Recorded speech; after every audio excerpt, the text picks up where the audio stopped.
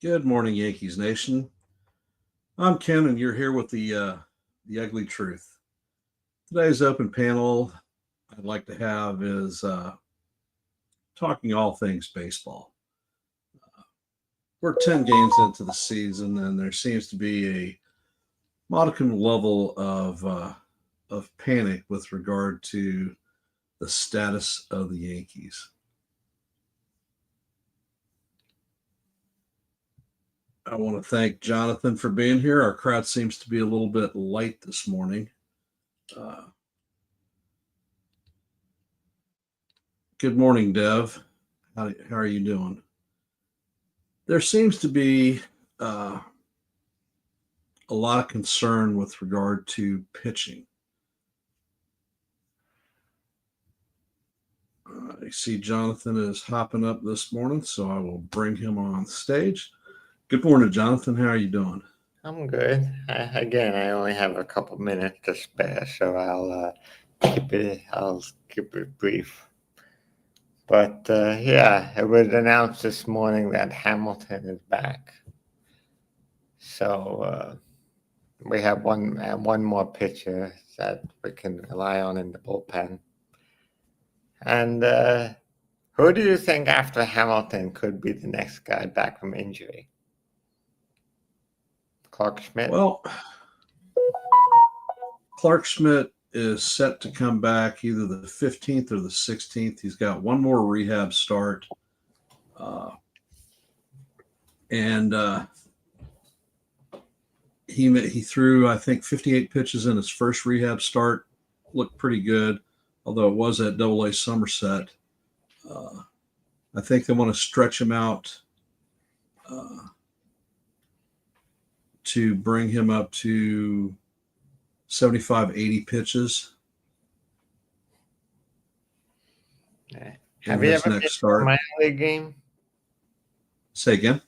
Have you ever been to a minor league game? Oh, yes. We have the Tidewater Tides at the Orioles Farm Club here in my area, and we take in a fair amount of AAA games. So Good morning, Lou. You try to time the when Scranton comes in and watch the AAA Yankees. Yeah, here in the International League, the way they do it is they run 6-game series. 6-game series. So, yep. So when a team comes in, they're here for an entire week, and my family definitely goes and watches Scranton, and I personally enjoy heckling Orioles players when we go to the park. Yeah, I was at Scranton once, but that game was rained out, so that sucked going to Scranton only to get rained out. But I've seen games when they were in Staten Island, and I went to Somerset a couple times, and also one time in Hudson Valley.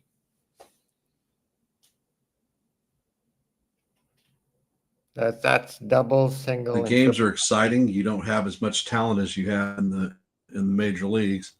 No, but I you get can to see some. Yeah, and it's actually much more. You get to see some of the future stars. Minor league. It's much more enjoyable to watch a minor league game because you don't have the sound system blocking your every thought when you have all this.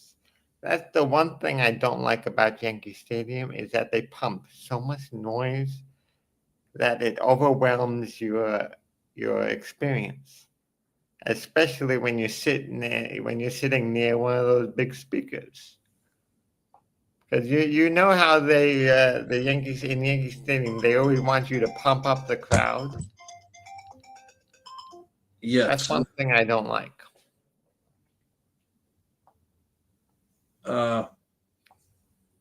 They do that. They do that here in Norfolk also, but I think part of that is fan involvement with the team. We have a lot of really good players here in Norfolk, And last year, we saw Jackson Holiday just destroying the International League. I think the kid was hitting almost 600 down here. His OPS plus was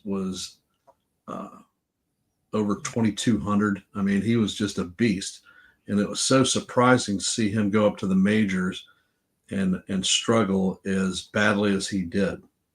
Jackson Holiday. Yeah. Well, I think maybe he just wasn't ready. There are some people that crush it in the minors and never make it in the majors. There are hundreds of players who've done that. I mean, there were a couple of Yankees in the past that were great. I forget what was.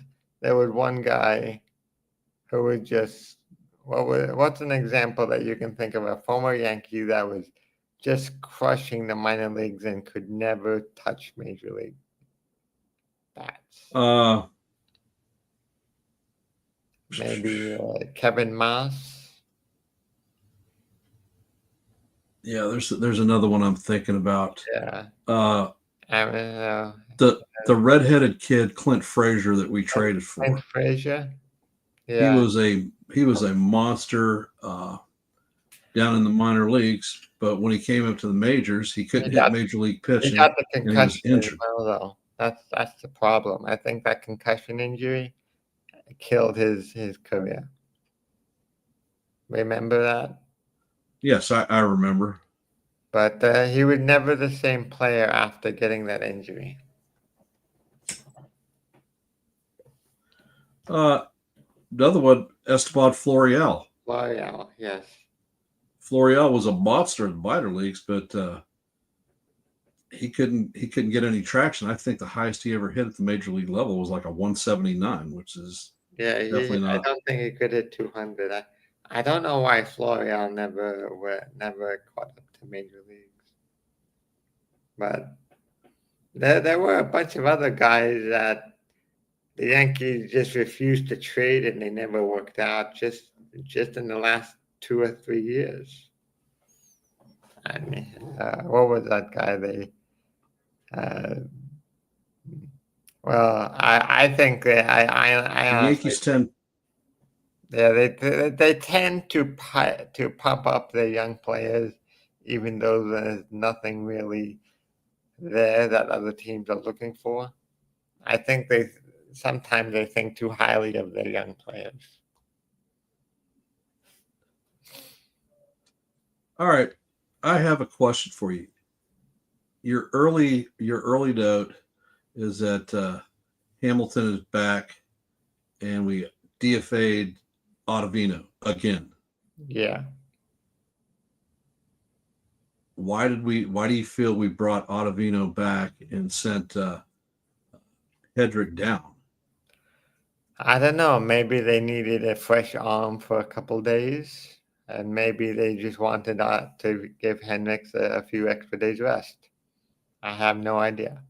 It's just to give another option out of the bullpen. Well, I mean, we sent Hedrick down after we DFA'd Ottavino, brought him back on a major league contract. He pitched like crap yesterday, and DFA'd him again the next day. I mean, he's like the freaking yo-yo player for us thus far. Well, the Yankees have a history of doing that with their own minor league players. That's why they screw up their players. I would say if there's maybe not a rule, but there should be something they do with the minor league. If they brought up a kid from the minors who's just on the roster but had no major league experience, they should keep him up for at least the whole series, not a game. And they should use him in games. And just remember Garrett Whitlock, for example. They had him in the minor leagues. He was coming back from Tommy John surgery, and they didn't protect him in the Rule 5 drafts. They protected another player who who never, I think, who got DFA'd in the following year. Because although Whitlock was a better player, he was coming back from injury, so they didn't want to take a chance of an injured player, even though he was a better pitcher. And I said that to Jason at the time, but See at the end of the day, Boston picked him up with their first pick in the Rule 5 draft, and I think it was an early pick as well. I see that we have Dev Finch in the chat. We have Lou, John the Beagle Dad, and Ray Klickner. Thanks for joining the stream. Most appreciated. Yeah. What do you think about yesterday's game, Jonathan? I mean, the hitting, it's the hitting. Yesterday's game, it was almost embarrassing because you have the Yankees are struggling in similar ways that they struggled last and 2 years ago with men on base. They cannot get the runner. They cannot get the runner on base on from the runners in scoring position. They cannot get it in from scoring position early on. Maybe it's the weather also because it was very cold, but the Yankees have struggled in the early season. And of course, it's just we're just first 1 week into the season, so they can have time to fix it. But they've struggled early on with clutch hits. So the Yankees have to figure out how to score without hitting a home run. Well, they seem to be able to do it very well during the spring training. My opinion, yesterday's game was actually the worst game of the season for the team. Yeah. I don't think that the umpiring helped us out any in the third inning. Well, earlier in the game, I was not able to watch was. The whole, I also was not able to watch the whole game because I was due to the fact it was a day game. I was still working, and I didn't come home until the fifth. Of course. Well, you came home during the second implosion of Rodon then. Yeah. I was listening to it in the car. I was listening to the first one in the car. In the third inning. I still know how to work a radio in the car. Hey, Real Bill. Welcome to the stream. Yesterday during the third inning, Rodon walked 2 batters. He ended up having 2 outs at the point, and he threw a slider that caught the bottom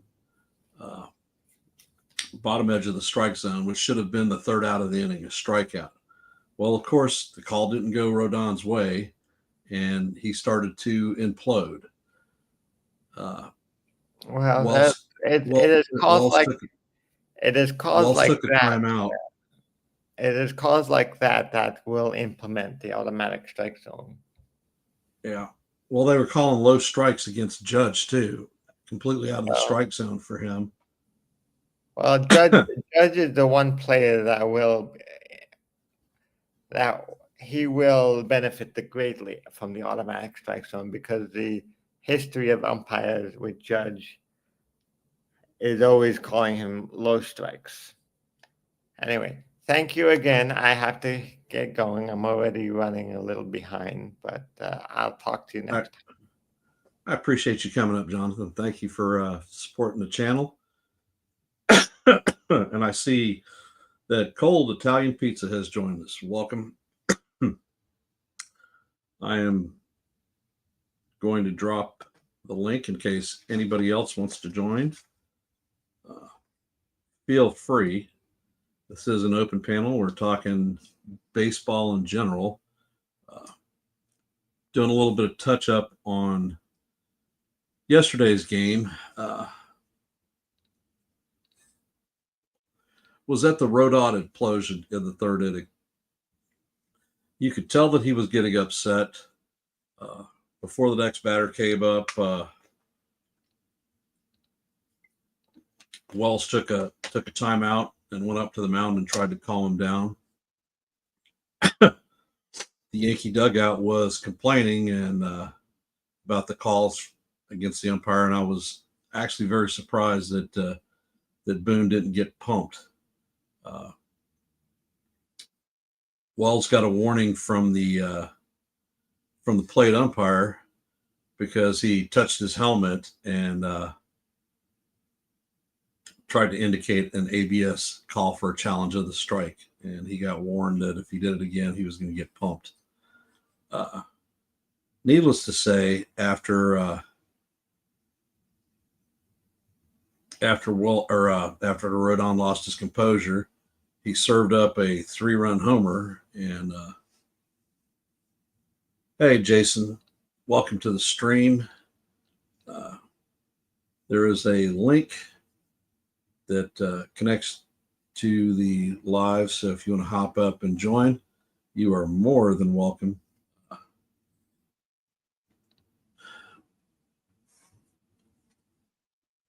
Going to talk about some of the concerns thus far. We knew that the season was going to be a bit rough with starting pitching, and one of the facts, 10 games in, that sticks out in my mind is that the Yankees are the only team in. All right, understood, Jason. Are the only team in Major League Baseball that do not have a quality start out of their starters. For those that don't remember what a quality start is, because it's been a long time since we've had it, it's pitching through 6 innings and giving up 3 runs or less. Our starting pitching has not gone deep into any game whatsoever. I believe that has caused an undue stress on our bullpen, and we are burning these guys out early in the season. Hence, we've had a number of bullpen moves like the Ottavino signing, reassignment of Hedrick. Now we have Hamilton back, so another fresh arm to come out of the pen for us. Good morning, FJ. How are you doing? But unless the trends turn around where we can get some length out of our starting pitching, it's only going to get worse. And we do have a lot of bullpen arms, quality bullpen arms, that are on the shelf right now on the IL.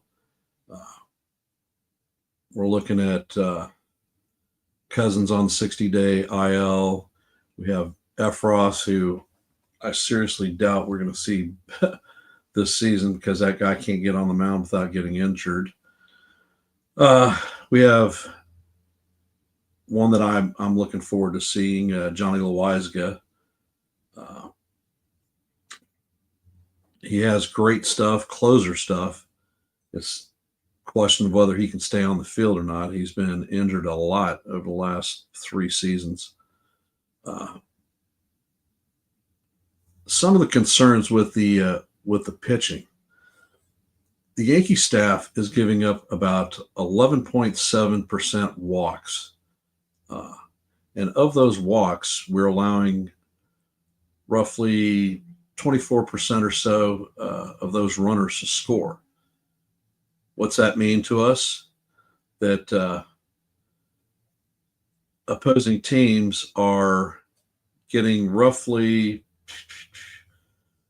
3 free runs a game because of the walks. One of the things that's also tracked is the team's fastball velocity is only 93.1 miles per hour, which is the second lowest in Major League Baseball. Why is that, do you think? Could that be because of the weather?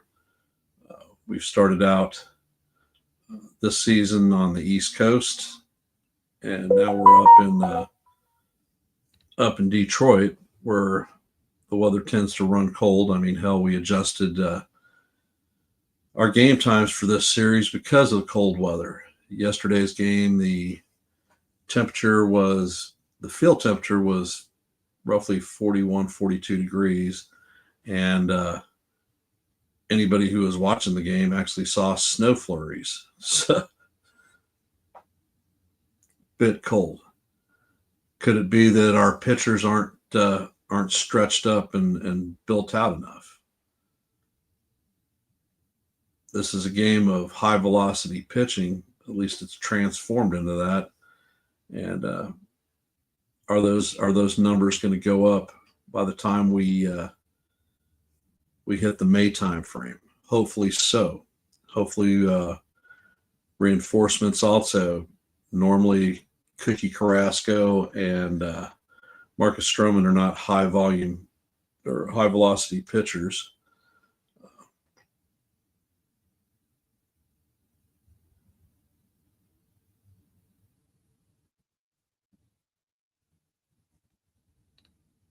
Yeah. Bring up a comment from Jason. Rodon had nothing on but his jersey, and I know he was freezing.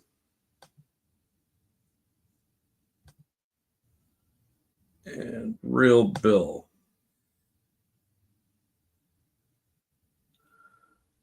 Can't blame the weather. Both teams are playing in the same weather. I said it a long time ago that our pitchers aren't getting loose properly. Yeah, I'm not going to disagree with you on that one, Real Bill.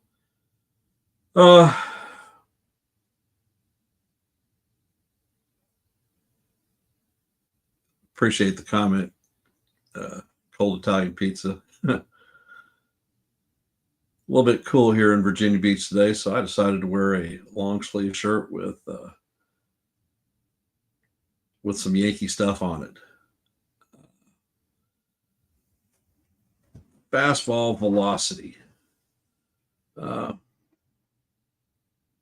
the pitchers that we have in the rotation right now,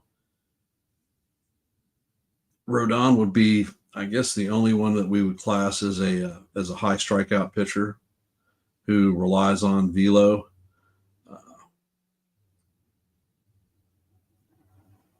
The Carrasco Stroman combination, hell, even Fried relies on soft contact and movement. Not generally high strikeout pitchers either. See that Mario has joined us.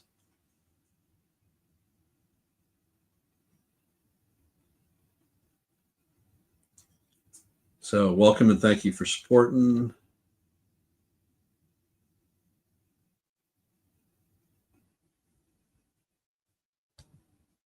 And bringing up another comment from Jason. Everyone was mad when Ben Rice got picked off at third. It was bad, but we have to let them have young players have growing pains. Experience at the major leagues, completely agree. We have a bunch of young players, and we're going to have growing pains with them. Jason Dominguez is certainly one of them. Ben Rice, another. When he hits the field, JC Escara. So, are they going to play a perfect game early in the season? Probably not. Something that I've noticed with regard to pitchers from other teams, we have had a total of 116 at-bats against left-handed relievers this season. It's more at plate appearances against lefty relievers than any team in baseball by almost double. So as you can tell, with the amount of left-handed bats that we have, it presents a need that we may need to bring in another right-handed bat. The two bench bats that we have are Pablo Reyes and Oswald Peraza. Peraza is hitting better than we thought he would. He's 4 for 11 starting this young season out, and he's making contact versus left-handed pitching. Pablo Reyes, on the other hand, is 0 for 6, and his fielding hasn't been the peak of what it needs to be. I mean, this stream may seem like I am wholly negative on the Yankees, and I am certainly not. We're 10 games into the season, not even 3%. We're 6-4, so 2 games over 500. Cannot judge a team doesn't lose a playoff spot in March/April. And if you look at the rest of the East, I think the Red Sox may be the only other team that's over 500. So generally, we are not in a bad position. There are some bright spots on the team. Young Ben Rice, his exit velocity leaving the bat is 96.7 miles an hour, one of the highest rates in baseball. And he is a young player, and when he is hitting the ball hard. Goes without saying, Aaron Judge's performance during the first 10 games is spectacular. For those of you who remember last season, Judge didn't start hitting until almost May. And he was receiving regular heckles at the stadium. You had a lot of people claiming that Juan Soto was our captain and not Judge. All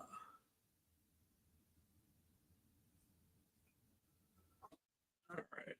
I see a comment from Mario. We do need pitching ASAP. Get from the farm. All right, Mario. Who do we think could come up from the farm and be impactful at this point? I mean, our standout pitcher in the spring training period is Will Warren, and he's up with the team already.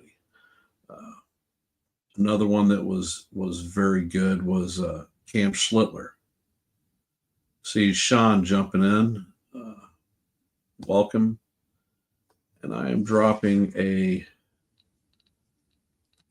link to jump up if anyone wants to.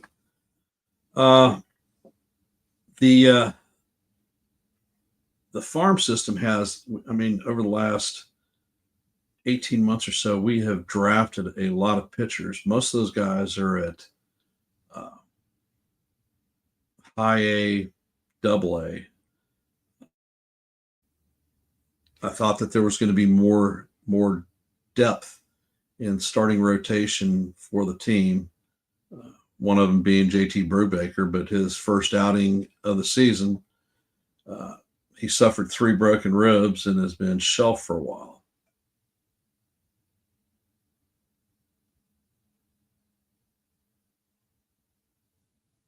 All right, bring up another comment from FJ. Concerned that the Yankees will beat up on bad teams and struggle off caliber teams.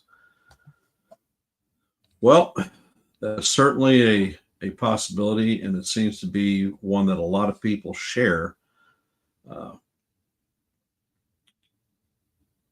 I just think that we haven't gotten our groove yet. We haven't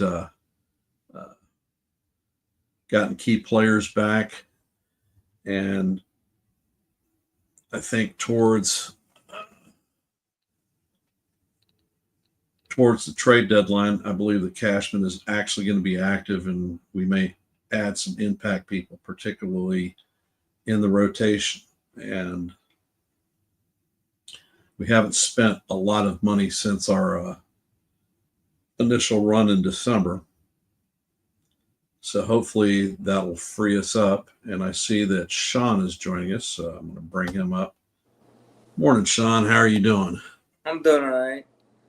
How are you? It's another Ducky day in paradise, brother. We got Yankee baseball this afternoon, and there's always hope for the next day, although we are facing a monster. We are. We just got to come prepared from the start. You can't just be flat-footed against a guy like Terry Scuba.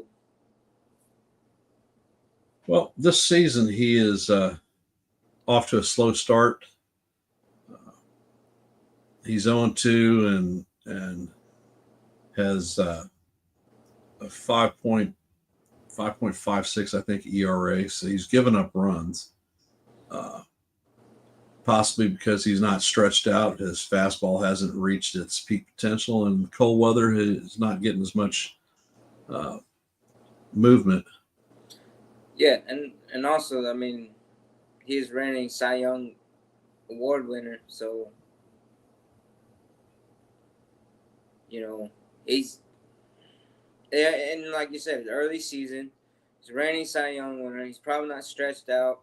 It's cold as hell in the Midwest, the Detroit area. So I wouldn't be surprised if his stuff's not there. But come May, June, he might be pretty much unhittable. Bringing up a comment from Lou. Already struggling against good teams, FJ. One of the things that I think is interesting, last year when we got off to our good start, we were basically West Coasting it. We started on the road against the Astros, which is a dome stadium, and Cole doesn't play there. We followed up going to Arizona, which is another it's a dome stadium, but it's very warm there also. Yeah. And seem to do well in both places. This season we've started out, we're East Coast / Great Lakes thus far, and the weather has not been optimum for us. And historically, the team is not a great cold weather team. So, that being said, I think that by the time we hit May, when it's really warming up, we will start to get our stride. Right. Plus, the other thing is so many players, are streaky. They can be hot. They can come out the gate hot. They can come out the gate cold. Some in between. But it's so early in the season that, it's hard to really judge on it, Of course. I mean, early season heroes thus far, we have Judge, of course. Ben Rice is doing a great job. People that have been hammering Volpe hadn't had a lot to say. Kid's playing a solid shortstop. He's got some pop in his bat. Over the last two series, he's actually starting to hit something other than a home run. Right. And truly, Volpe could morph into the player he's going to be this season. I say possibly 260, 270 hitter, 20 to 25 home runs with 20, 25 stolen bases. Definitely see him being a 2020 guy. Yeah, and that's fine. I mean, because he keeps giving us stellar defense. And actually, his defense has improved over the years steadily. So if you give me stellar defense at shortstop, and you give me about a 260, 270 bat, consistent 2020, and you're a menace on the base path, and you come up in clutch situations, what else could you? The the performance of Volpe has been more than I expected. Although he did start out hot last season, he when he was up as our leadoff hitter, he had a 21 game hitting streak, and then after that he cooled 31. off and 21 and game hitting streak and a 31 on base streak. yeah.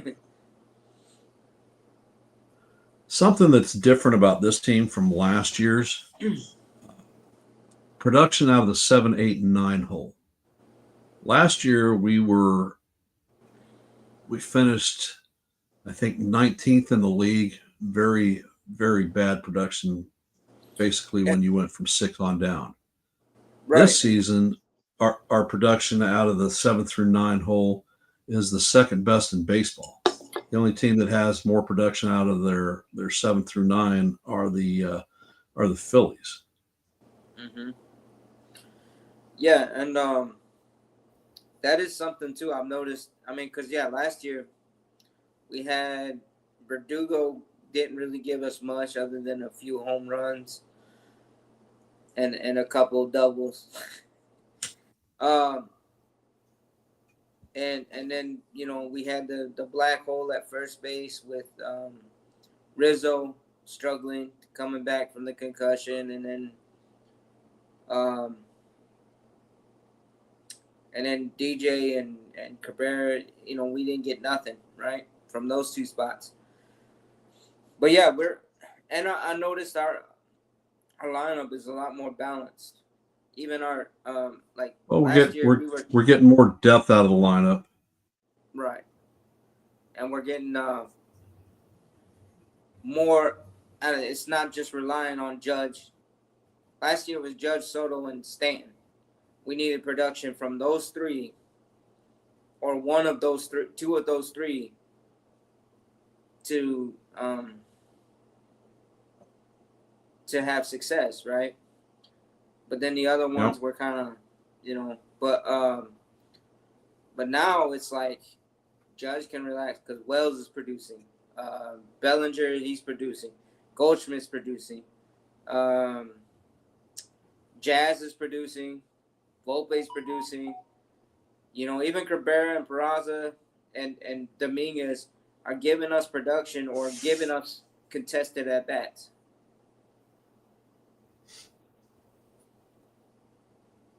So I think as actually I'm going to bring up a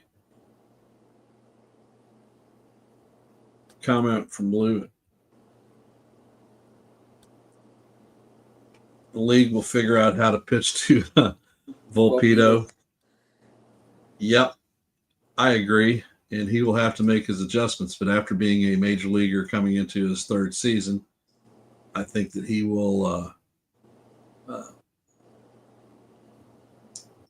make the adjustments that he needs to continue to be productive. Yeah. And another comment from Lou. We replaced Verdugo and Rizzo. That's why we seem more balanced. I mean, can't argue with that because, Verdugo, he was a Yankee killer, but then he came here and he just, other than being sound defense in left field, he didn't really do anything for us. Well, if you look at historically players that we have that we let go, they seem to come back to haunt us. Just recently, we had Andrew Heaney, who, when he pitched for the Yankees, was beyond crap. He was freaking horrible. But after we let him go, he hooked up with the Angels. When we played the Angels and he pitched against us, he handled us effectively. When he moved on to the Rangers and faced us, he handled us again. Now he's with the Pirates, his third goddamn iteration, and he pitched against us the last game of the series, and he handled us again. Right. So, no, it's a case where you got players that they just. Another one that comes to mind was a first baseman, Jimon Choi. He couldn't stick with our roster. went down to Tampa Bay as their first baseman and terrorized us. Every time we faced the Rays, that guy was hitting 1 to 2 home runs a series. Yeah, especially off of Cole. And FJ brings up one of my points. Jazz is striking out at a 40% clip. Should not be hitting cleanup. One of the things that Boone seems to love is that left-right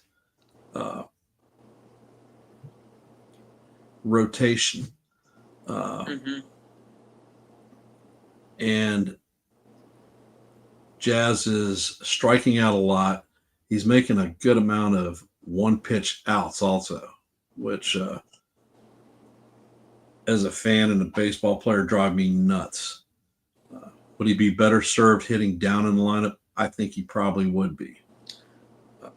He probably would be, but also Boone is old school.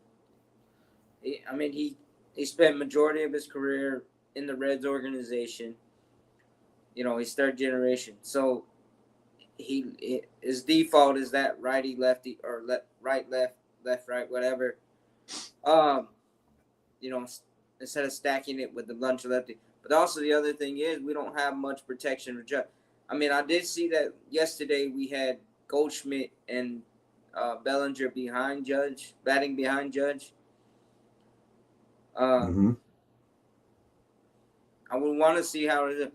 And I mean, Jazz probably could go down in the lineup, but I would also keep him and Volpe around just because they can create a menace on the base path. But it's just the whole thing of because we know people. The thing that go ahead. The thing that I see with regard to the team, when Austin Wells hits up in the lineup in more impactful at-bats, he seems to do a lot better. I mean, when he was our leadoff guy, hitting phenomenally. When we moved him down to the 5 hole, he was doing well. We've moved him down to the 7 hole, and he's not doing great. I mean, if you're looking at that left-right switch, flipping Wells and Rice, Wells and Jazz. Oh, that works too. I mean, would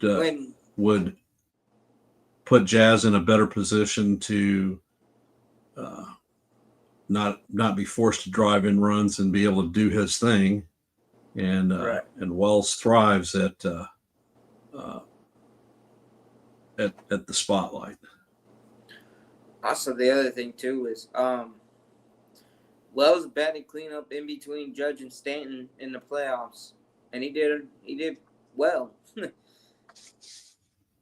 You know. All right, since this is a baseball thing, what do you think about, or a baseball open panel? What do you think about the Blue Jays being able to extend Vlad Jr. on his 14-year, $500 million contract? Well, on one hand, the Blue Jays and Vlad, it's good on a loyalties aspect, you know. He didn't want deferred money, so they kind of fixed it, you know, because the first time they offered him and he turned it down, it was because there was deferred money in the contract. But also I think it was kind of like, well, you were preparing to go to do it, but then you just decided to go, hey, okay, you gonna offer me this money, all right, I'll go. So now he won't get to have have experience in the free agent market till he's like what, 38, 39. 40. That'll be his career. He'll play his entire career as a Blue Jay. As a Blue Jay, and then a baseball thing is that's kind of it's very rare you see players stay with one team, especially in the free agent era. I mean, yeah, we had Jeter, but I mean, at least they paid him good money. But at the same time, as a Yankees fan, I'm kind of annoyed that they're paying him $500 or $500 million, and Judge is only getting $300. So I was thinking in my head when that came out, I was saying, man, I wonder if Cashman will renegotiate Judge's contract, and you know, Absolutely no incentive to renegotiate Judge's contract. no. Judge, I will tell you what, Yankee fans were choking when we offered him 360 mil for his deal, and Hal looks like a freaking genius now because Mm-hmm. compared to the contracts that have been given out over the last 3 seasons, Judge's contract is a bargain. But now you're gonna have All first baseman coming up. Agents are gonna be asking for 300, 400, 500 million. All right, we have a comment from Real Bill. Don't agree that Boone is old school, that lefty righty specialist mess is garbage. These young guys are losing half a season of at bats doing this crap.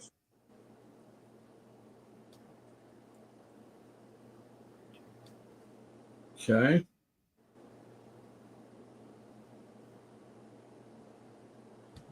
And another comment from Real Bill. It looks like a lockout is inevitable next year. The current CBA expires December the 1st, 2026. So I think these high cost contracts are driving the owners to want to control spending, and hence they are trying to institute a cap for Major League Baseball, which the Players Union is very resistant of. But if you look at every other major sports franchise, there is a cap in place. Are the owners unreasonable? I don't think so. I don't think that it's unreasonable. You look at a team like the Yankees, for instance. Mm-hmm. We bring in a lot of money, but we also pay out a lot of money with regard to competitive balance taxes that we face. We're over the Kona threshold, so we're facing massive taxes there, and we're losing draft spots in the minor league or the first year player draft. Mm-hmm. We're getting hit if we want to go after any quality players with qualifying offers. We're losing IFA money and draft picks. I mean, the Freed signing cost us our second round draft pick and I think our fifth round draft pick. We lost Juan Soto, and you can't say that there was a better player out on the market. And our compensation back for losing the guy that we gave a QO to was a fourth round draft pick. Right. BS. Yeah. Quality of player is quality of the player. But also, I mean, is it the Players Union being overly greedy? I mean, they're getting paid good money. They were getting paid good money before Shohei Ohtani got his $700 million contract, and before Soto got his $765. You know. Well, if you look at Vlad's contract, Vlad's contract puts him at the third highest contract in Major League history. Right. If you look at the AAV, his AAV I want to say is ballpark 35.71 mil per season. His AAV is, I think, the 8th highest AAV in Major League history. Now you look at Vlad Jr.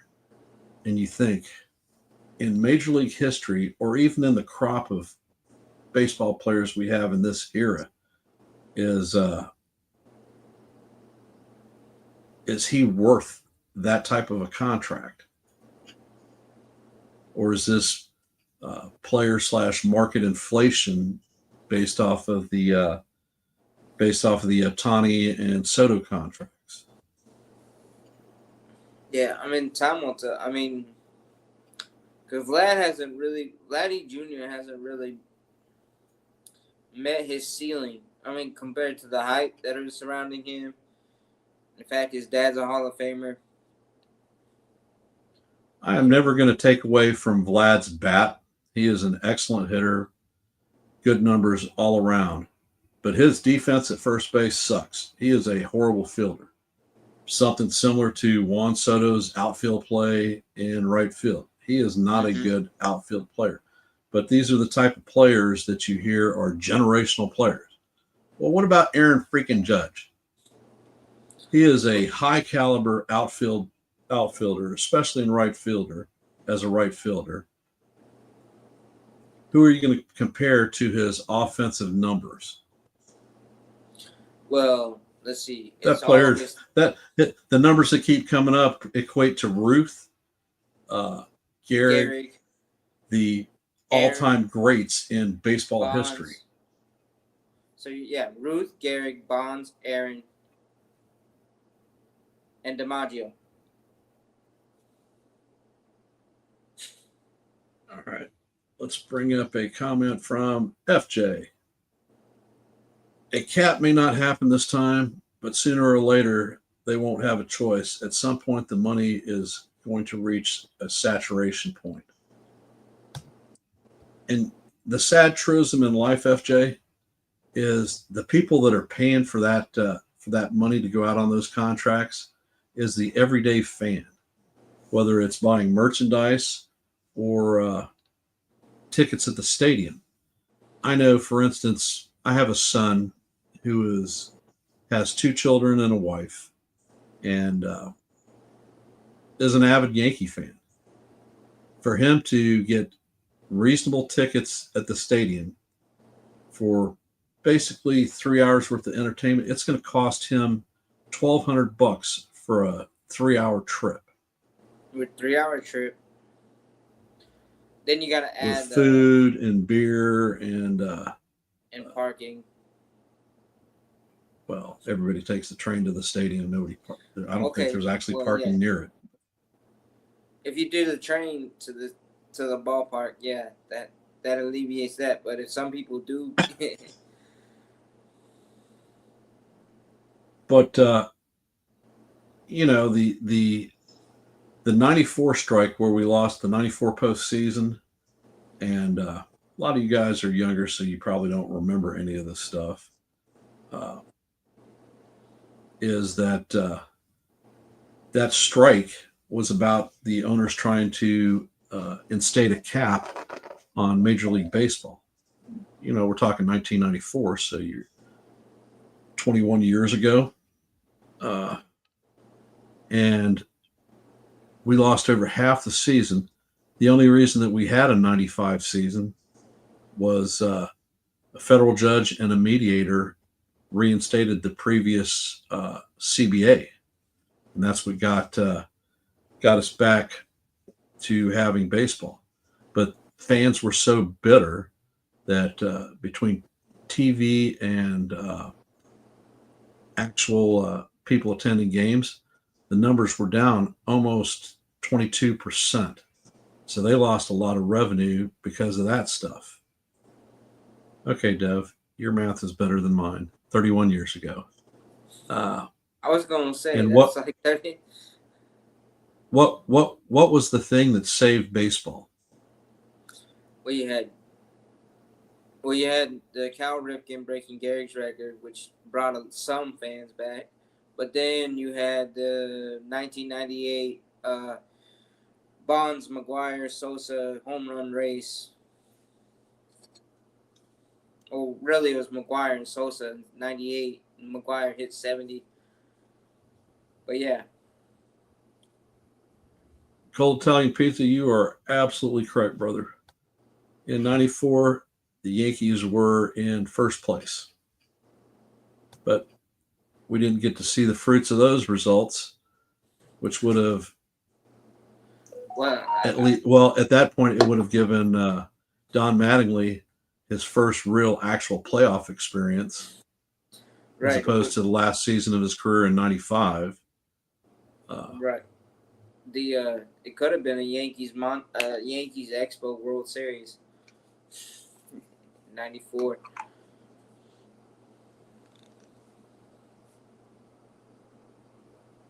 All right, what the hell? I was like, what? I disappeared for a sec. And Real Bill brings up, honestly, 9/11 brought people back to baseball. So, and the with regard to the Maris home run chase, single season home run chase, that was fueled by PEDs. So basically, PEDs saved baseball. Right. And I mean, Bud Selig was kind of like, hey, I'm going to look the other way until I can't no more. But hey, Stephen B, glad to see you hopping on. So Vlad's contract, may stir the owners even more so into trying to reach a cap. If we look at the elite players, I'm very surprised that Vlad didn't test the free agent market. I think that he could have gotten a bigger bag out there. Yeah, I was surprised because I thought Vlad was saying that in spring training that when season started he wasn't going to negotiate. Yeah. So. Well, he probably didn't negotiate, but his team did, or his The agents. agent and their peeps. Yep. So with Vlad signing, the premier player that's going to be out there in this upcoming free agent is Tucker. Mm-hmm. So Tucker's a couple of years older than Vlad, but he is a hell of a defensive outfielder, and his bat is left-handed bat is fantastic. So, what kind of draws do you think they're going to get for Tucker? Well, it's probably going to be about 400, 500 minimum. 400 mil, 500 mil. I mean, and I wouldn't be surprised if, his agent does ask for that out the gate because he's an all-around elite player, He's not maybe not the best in his position, but he's an all-around elite player. Both, like you said, defense, he's elite. And he's got an elite clutch bat, Lou's comment is he would love to have Tucker. I don't think there's a team out there in baseball who would love to have Tucker. It's a question of the affordability of having Tucker. Right. And I mean, technically, we would have room for Tucker. Bellinger we could probably move Bellinger to first next year. And probably put Dominguez back in center with Trent Grisham. And then have Tucker in left and Judge in right. Well, some of the things that you have to look at is we have Spencer Jones, who may be up at the majors next year, depending on how this season goes for him. Cody Bellinger could opt in and stay with the Yankees for next season, or he could very well walk. That would put us in a situation where we need to bring in a first baseman. Right. another first baseman that could possibly opt out is Pete Alonso. Yeah, and Pete Alonso could opt out, and I mean he kind of got the short stick during the off season, you know, because they were like he was left in limbo with the Mets, and so I mean I wouldn't be surprised if he does look elsewhere to go, call home. Yankee fans are also also panicking about Devin Williams' performance. I would caution Yankee fans that the guy's pitched to 12 freaking batters this season. It's a little bit too early to start the panic train on our closer situation. Oh yeah, I mean relievers have, especially closers, they have their struggles, you know. Yep. And it's too early in the season to hit the panic button yet.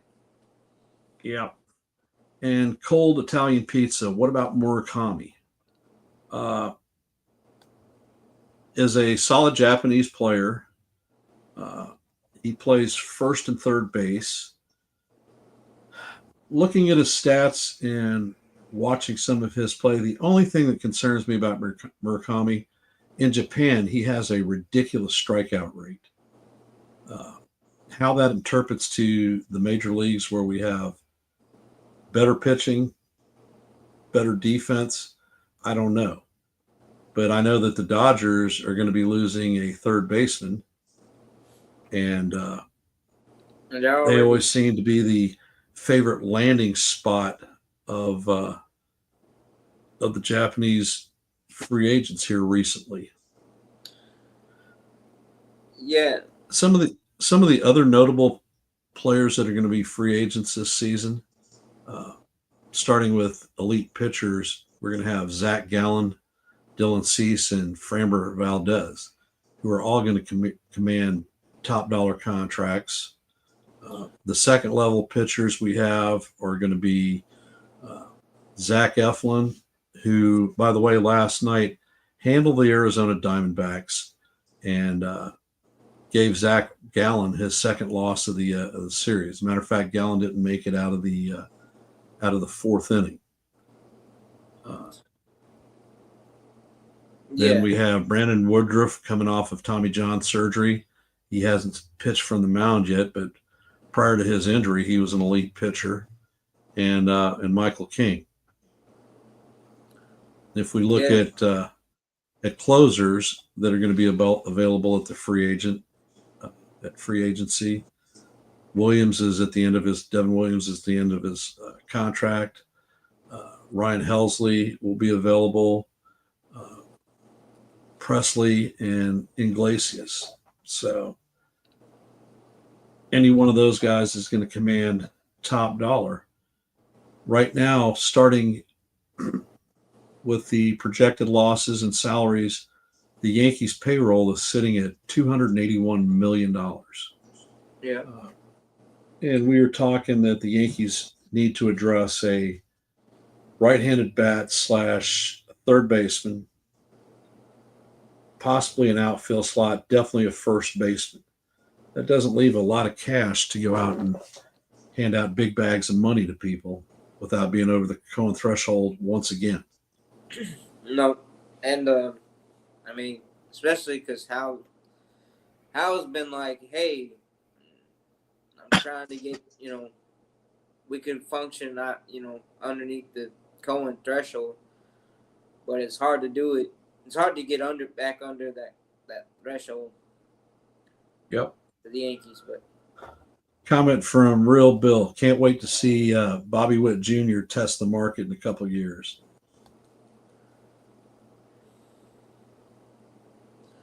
Yeah, all right, Sean. Go ahead. Yeah, the Bobby Witt Jr. I mean, yeah, he's a superstar. He's an elite player. But he's young too. But I wouldn't be surprised if. And I thought they already locked him up long term. I think that they locked him up through his pre-arb years, and I think the first 2 years of free agency. So when he comes available for free agency, he will be still a young man. Okay. All right. But yeah, I wouldn't be surprised if he gets a long contract. We have reached the 1 hour mark of this live stream. I want to remind everybody that the Yankees game has been moved to 1:10 this afternoon, and it should be available, I believe, on Yes. So if you have the opportunity to listen or tune into those games, plus we have other content creators who are doing a play-by-play in a feed from the Strike Zone. I know is doing one today. I believe that the Ace Avenue is, and I don't think that Max from Max Coverage TV will be doing a live stream. For those of you that are in the room, if you would, I'd appreciate it if you hit the likes. If you have any comments that we didn't get to or afterwards, feel free to drop them and I will answer to the best of my ability. And I believe everybody's here is subscribed, but if you're not, please hit that subscription if you're interested in Yankee and baseball content. I am never going to be a guy that does talking points. You're going to hear the real deal from me. I want to extend my thanks to Jonathan and Sean for coming up as part of the open panel today. Always great input, and thank you for supporting the channel. And anybody who feels that someone they know can find value in the content that we do here, please share the channel out with them. And I will end my note with, let's go Yankees. Let's go Yankees. Yep.